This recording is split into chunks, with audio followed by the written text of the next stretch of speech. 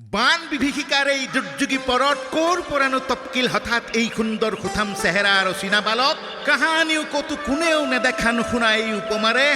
পুনৰ শুনক দিব্যজ্যোতি শৰ্মাৰ কলমৰ ধাৰত এটি সুন্দৰ উপমাৰে বালক আখ্যান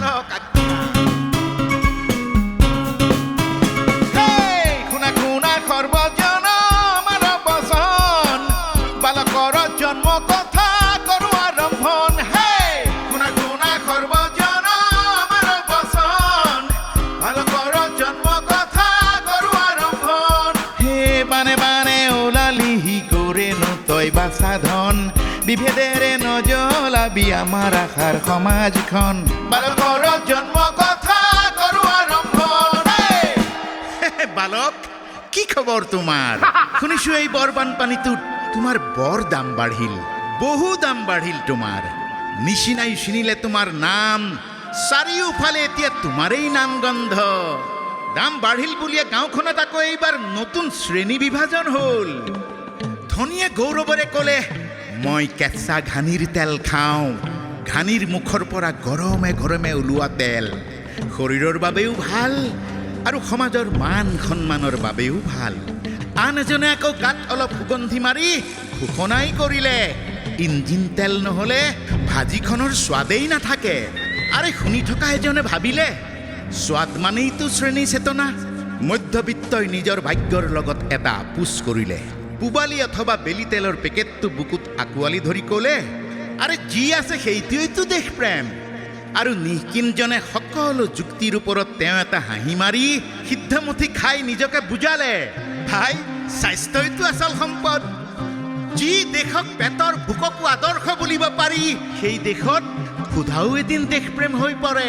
সেয়েহে এতিয়া শ্ৰেণী বিভাজনৰ অন্য নাম কেঁচা ঘানি ইঞ্জিন পুবালি অথবা বেলি নামঘৰত গোসাঁইৰ চৰণত এচাকি সস্তীয়া হনুমান তেল এতিয়াও নীৰৱে জ্বলি আছে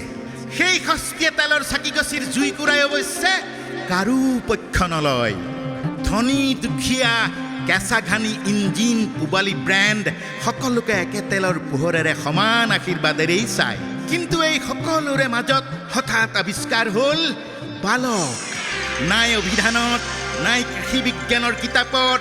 কোনো কৃষকৰ খেতিত ইয়াৰ উৎপন্ন নহয় কোনো ঘানিয়েও ইয়াক মংগলেই পেৰিব নোৱাৰে তথাপিতো বালকে বানপীড়িতৰ গীতত গা টঙাই বহি আছে আড্ডাত আছে সংগ্ৰামী অখিলৰ চৰ্চাত আছে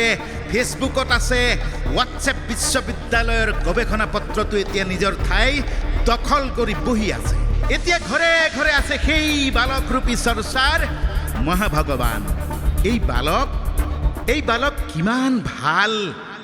তাক প্ৰমাণ পত্ৰ দিয়াৰ গৱেষকো আছে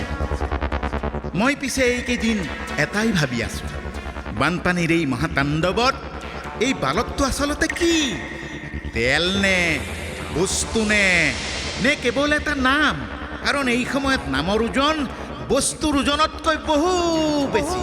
যি দেশত নাম সলনি কৰিলেই ইতিহাস সলনি হোৱা বুলি ধৰা হয় ষ্টেচনৰ নাম সলনি কৰিলেই দেশ ৰাষ্ট্ৰৰ উন্নয়ন বুলি কোৱা হয় জিলাৰ নাম ঠাইৰ নাম আঁচনিৰ নাম সলনি কৰিলেই সমস্যা সমাধান হোৱা বুলি বিশ্বাস কৰা হয়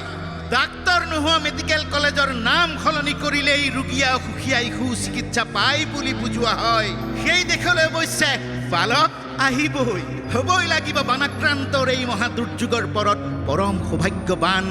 বালকৰ এনে পুণ্য আৱিৰ্ভাৱ হয়তো এই বজাৰৰ নতুন দৰ্শন নতুন উন্নয়ন ভিতৰত কি আছে সেইটো ডাঙৰ কথা নহয় বাহিৰত কি আছে লিখা সেয়েহে আচল সেয়েহে মূল সেয়ে এতিয়া আৰু মই মিঠাতেল নিকিনো প্ৰথমে লেবেলখন পঢ়োঁ কাৰণ এই সময়ত পেকেটত থকা তেলৰ গুণাগুণতকৈ পেকেটৰ গাত লিখা নামটোৱেই বেছি পুষ্টিকৰ বেছি দেশপ্ৰেমিক আৰু বেছি দামী